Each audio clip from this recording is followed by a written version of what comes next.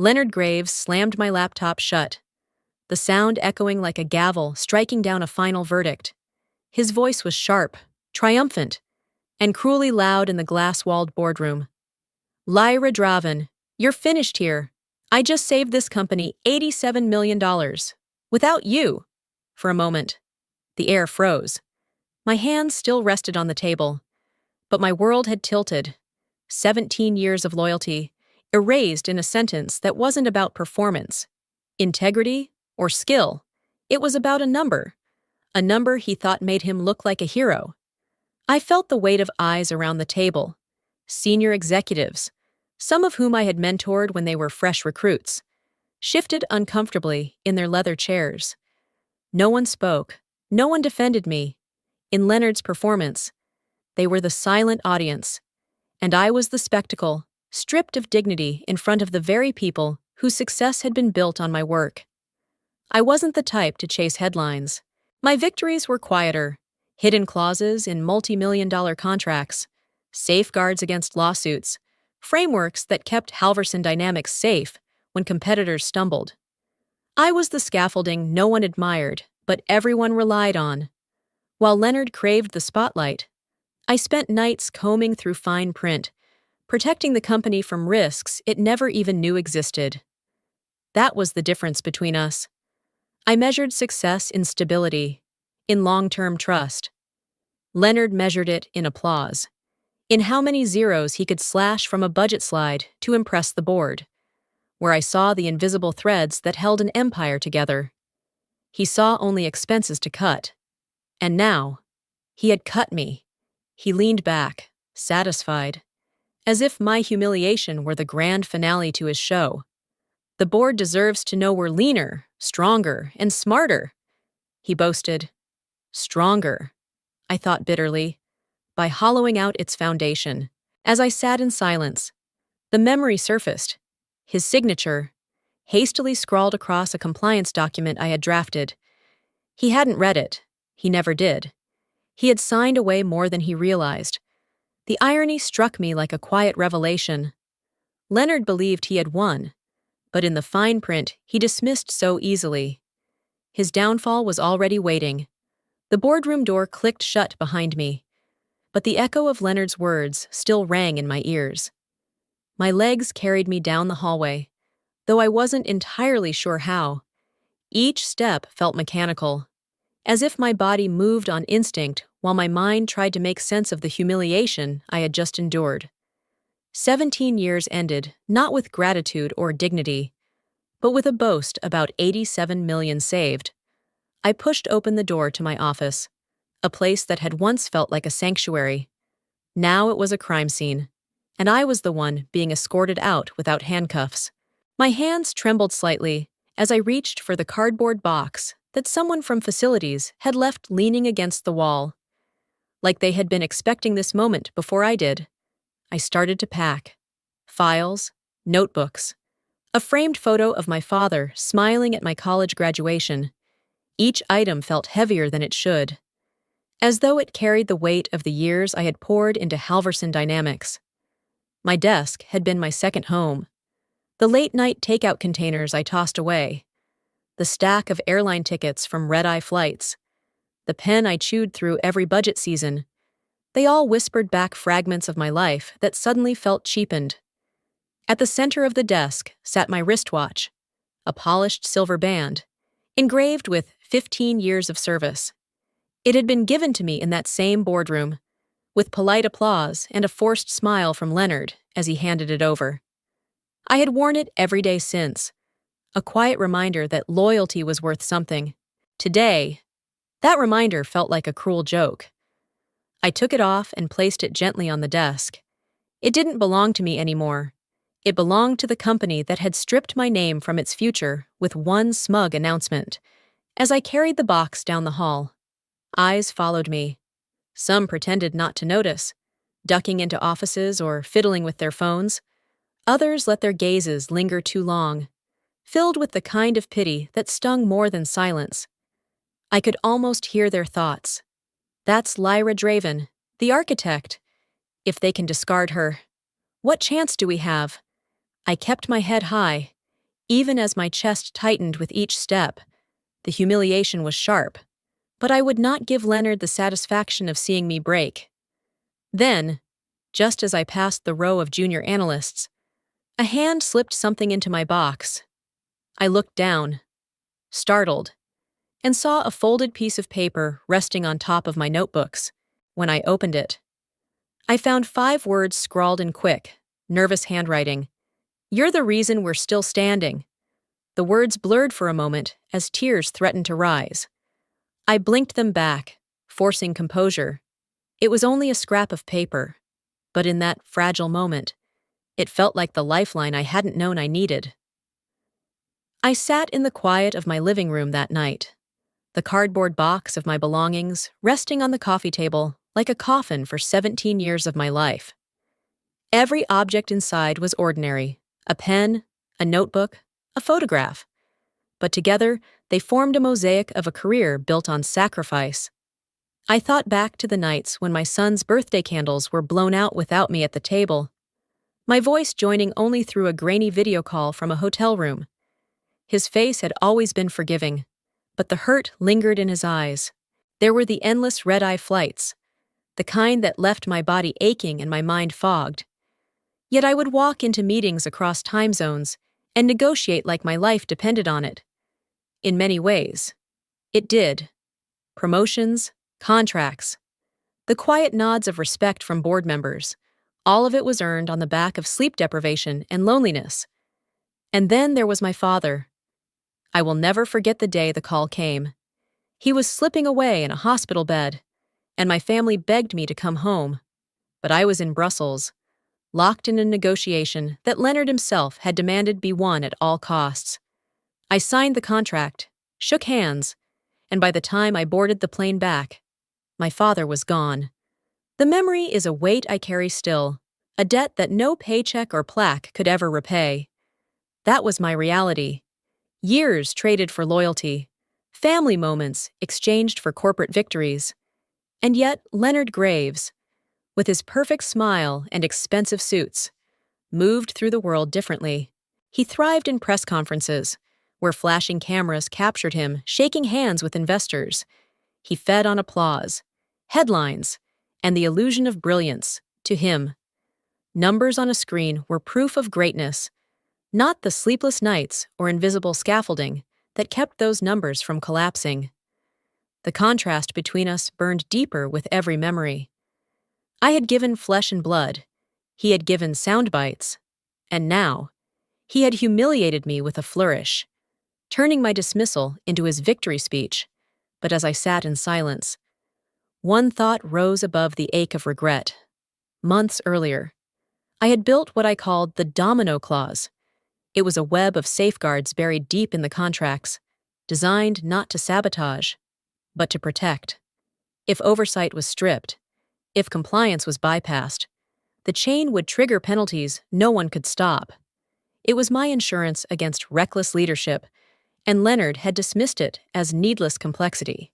Now, staring at the silver wristwatch I had abandoned, I realized the irony. The very clause meant to shield the company could become the lever of its downfall. Leonard believed he had ended my story. He hadn't yet realized he had signed the first domino himself. The next morning, I found myself sitting in a corner booth at a cafe across the street from Halverson Dynamics. The building's glass facade reflected the morning sun, shining like nothing had changed. To anyone else, it was just another skyscraper on a busy avenue. To me, it was the place where my life had been dismantled in a single afternoon. I wrapped my hands around a paper cup of black coffee, letting the steam rise into my face. Around me, the cafe buzzed with quiet chatter, clinking spoons, and the hum of an espresso machine. Yet I felt separate from it all, as if an invisible pane of glass stood between me and the world. I had spent 15 years of my life giving everything to that building, and now I was just another anonymous woman watching from the outside. Every detail of yesterday replayed in my mind. Leonard's smirk, the silence of the executives, the pitiful looks in the hallway. The humiliation still burned, but beneath it lay something heavier, a profound emptiness. For so long, Halverson had defined me. Without it, who exactly was I? I took another sip, bitter on my tongue, and stared at the rotating glass doors where employees streamed in and out. Some faces I knew, others I didn't. I wondered if they thought of me at all this morning, or if I was already erased like a file dragged to the trash. Then my phone buzzed. I glanced down, expecting another empty calendar notification or a bill reminder. Instead, it was a message from an old colleague, one of the few I still trusted. The words were short, almost whispered. "He thinks you're gone, but your work isn't." I read it twice. Then a third time, my chest tightened. Not with pain, but with something sharper, more alive. My work wasn't gone. It was still breathing inside those contracts, inside the structures Leonard had never cared to understand. As I stared at the message, another notification came through, this time from someone I hadn't spoken to in months, then another, and another. None of them were long, just fragments. A quiet thank you, a note of regret, words of encouragement. And that was when I understood. Not everyone in that building had abandoned me. Some still remembered who had held the scaffolding together all those years. Some were still standing because of me. I leaned back in my chair, watching the tower across the street.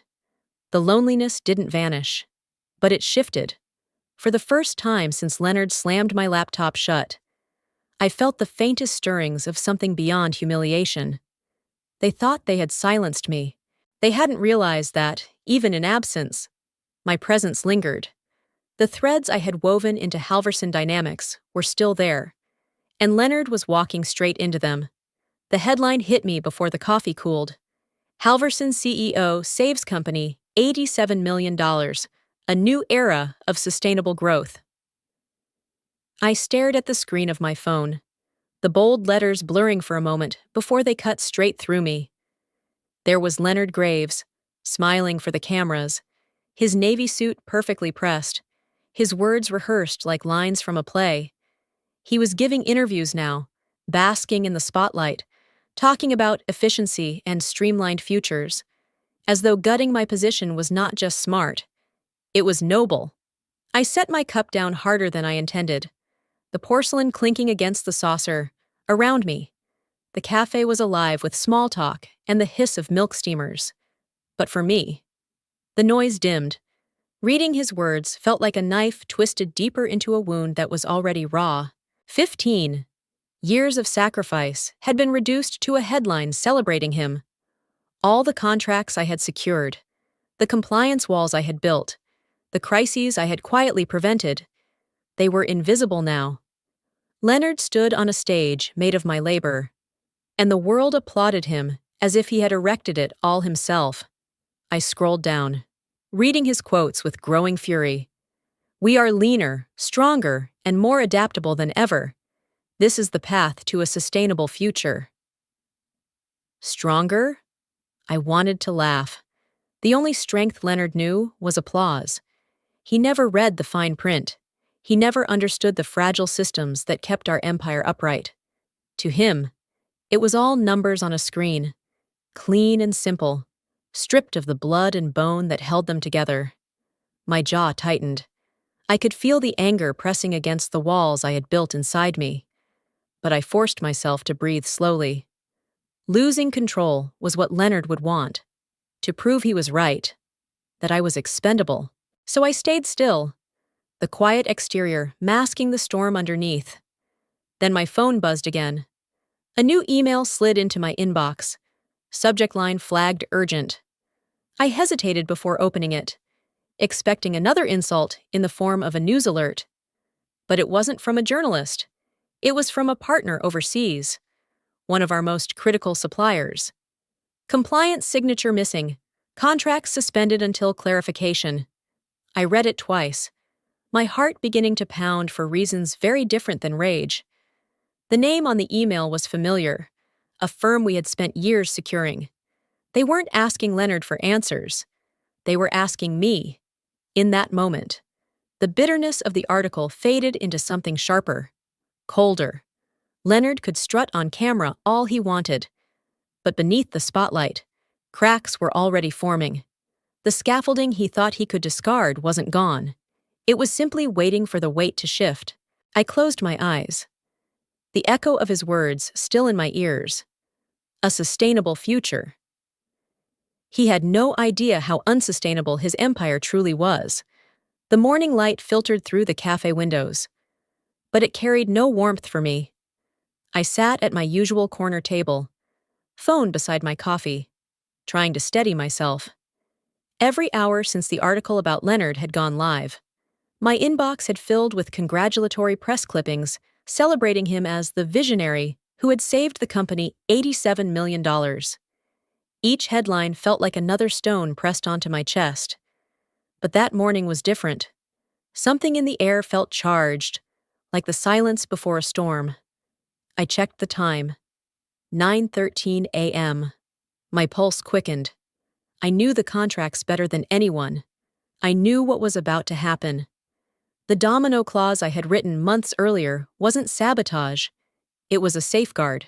But Leonard, in his arrogance, had removed me from the system, leaving no one authorized to maintain compliance. The minute ticked over. 9:14 a.m. It began. My phone buzzed violently on the table. An automated notification lit the screen. Penalty enforced. Supplier 1. A European partner had triggered the first clause, citing a missing compliance signature. Mine. Seconds later, another notification. Penalty enforced. Supplier 2. Then another. Contract suspended. Logistics partner. The dominoes were falling, one after another, exactly as I had built them. The system wasn't collapsing by design. It was doing precisely what it was supposed to do: protect integrity by halting operations the moment oversight disappeared. Without my approval, the chain had no anchor. I gripped the edge of the table, heart hammering. Watching the notifications cascade was like watching an avalanche I had once predicted finally break loose. It was terrifying, exhilarating, and heavy with consequence all at once. Meanwhile, I imagined the scene across the street. Leonard in his corner office, blinds drawn, phone lines exploding as frantic executives realized contracts worth hundreds of millions were now frozen. For every dollar he claimed to save, 10 more were now bleeding from the company's accounts. Another alert flashed across my phone. But this one wasn't automated. It was a call. I froze. The name on the screen belonged to a major supplier overseas. My breath caught. They weren't calling Leonard. They weren't calling the hero CEO who had basked in headlines. They were calling me. I hesitated, then answered softly. "This is Lyra Draven." "Ms. Draven," the voice on the other end said, thick with urgency. "We've suspended operations until your compliance signature is restored. Without it, we can't move forward. Do you understand?" I closed my eyes. The irony stung almost as much as it satisfied. They still recognized me as the architect. Not Leonard, not anyone else. Just me. "Yes," I whispered, steadying my voice. "I understand completely." As the call ended, I stared back at the towering building across the street. Inside, chaos was surely consuming the boardroom, the same stage where I had been humiliated only days ago. The clock now read 9:16 a.m. In 2 minutes, over $200 million had been lost, and the avalanche was only gathering speed. By mid-morning, the storm had fully arrived. From my cafe window, I could see the hurried footsteps of employees darting in and out of Halverson's glass tower. Phones pressed to their ears, faces pale. On my own screen, the news had already broken. Halverson stock dips $200 million amid sudden contract suspensions. I took a slow sip of coffee, letting the bitter heat settle on my tongue. $200 million, gone in hours. Leonard had promised the board stability, bragged about savings. And now the company was unraveling exactly the way I had always feared it would. Inside those walls, panic was devouring order. I could picture the boardroom, directors arguing, voices raised, spreadsheets projected on the wall as numbers plummeted. Leonard would be at the head of the table, trying to hold it together with that trademark smile, spinning words like temporary turbulence and corrective measures. But words couldn't stop the dominoes. I scrolled through my phone again. New headlines appeared by the minute, each more damning than the last. One caught my eye. Sources: Halverson fired their risk architect just before crisis. The words stopped me cold. My chest tightened.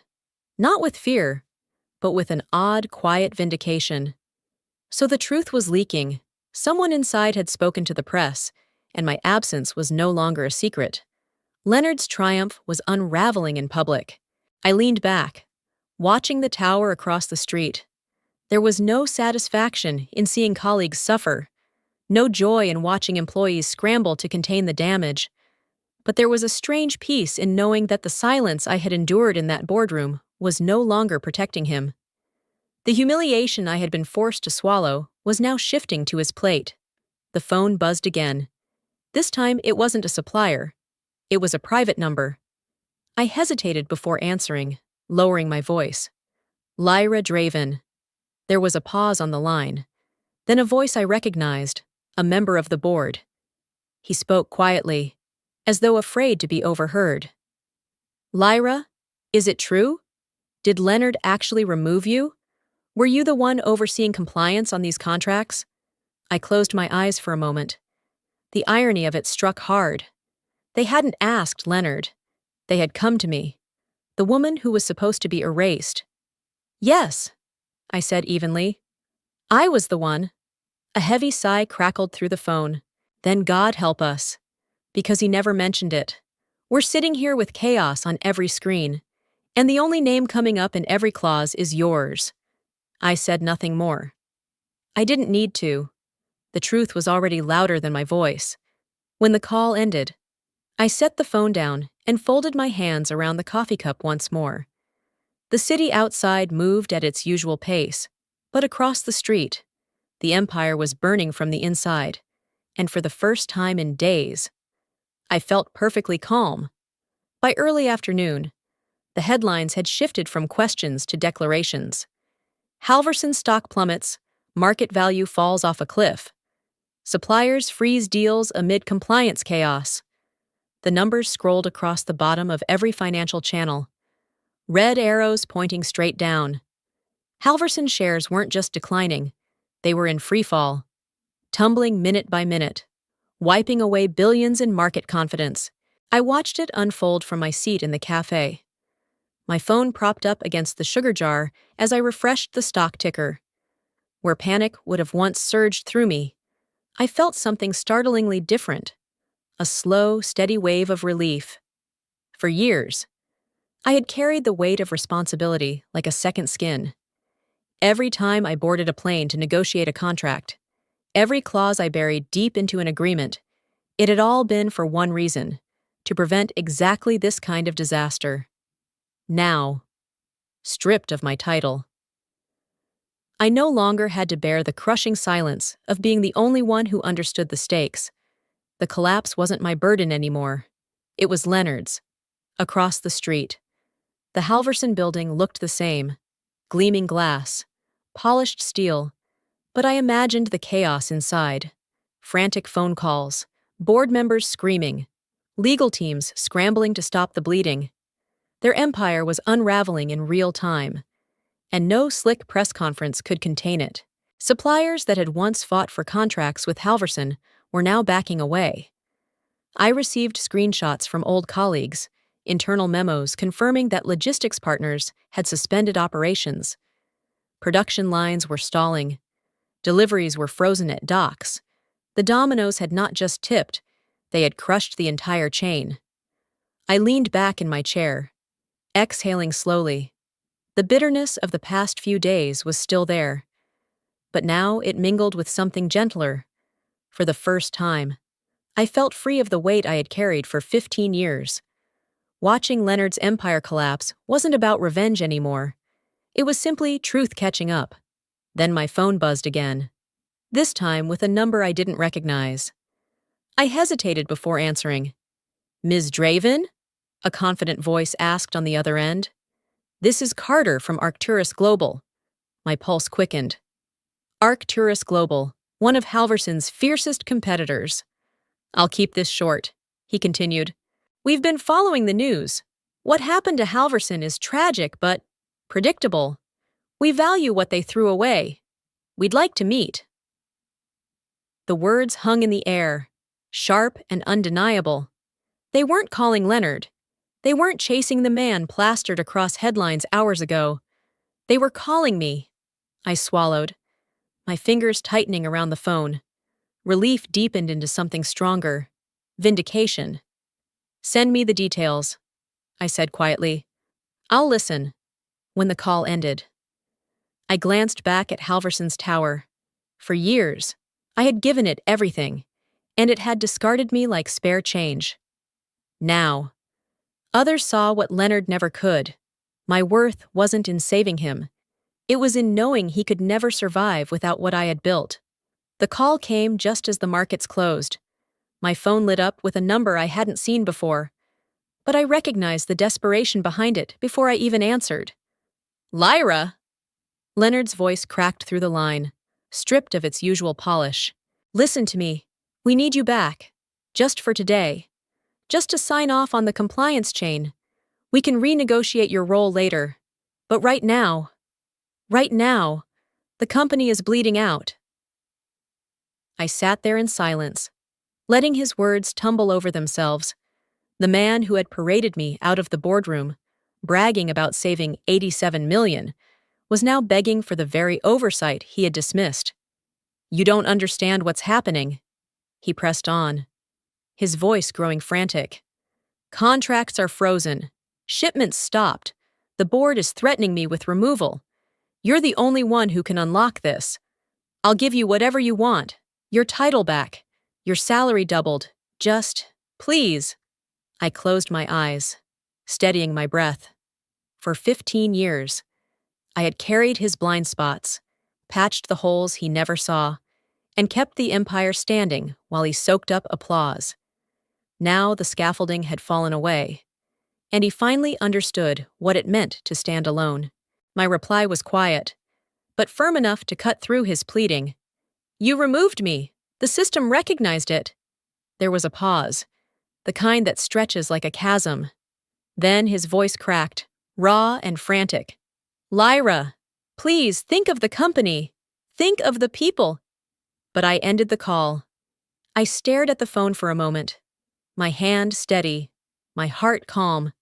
For the first time since this nightmare began, I wasn't reacting, I was choosing. The power Leonard thought he had stripped away had been here all along, buried in the fine print he never bothered to read. Minutes later, notifications began to pour in, not from Leonard this time, but from news outlets. My rejection hadn't stayed private.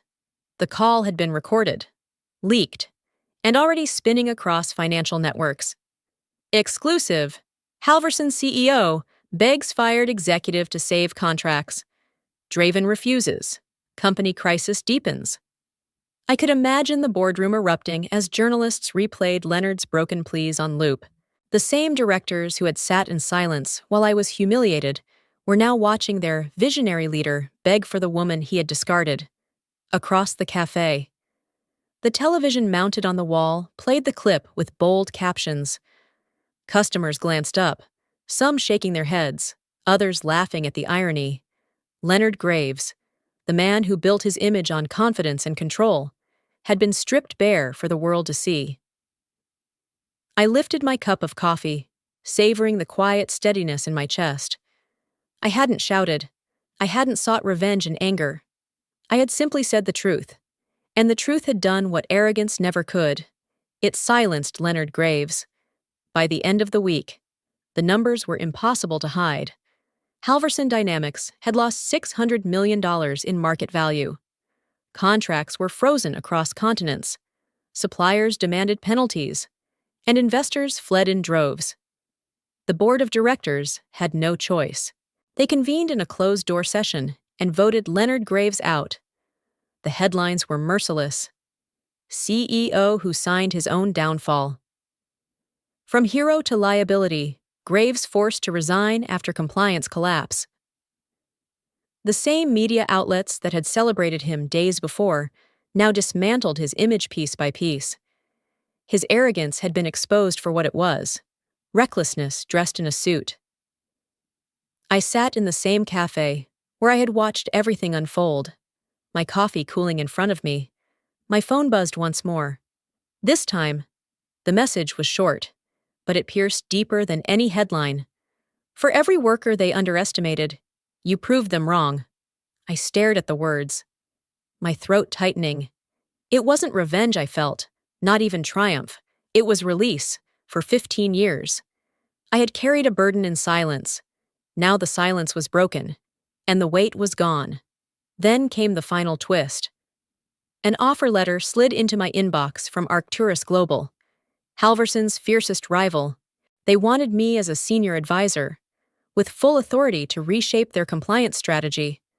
I didn't hesitate. I signed. Almost immediately afterward, another email leaked to the press, the document that started it all. Leonard's signature, bold and careless, authorizing the very domino clause he had dismissed. He hadn't been undone by me. He had undone himself.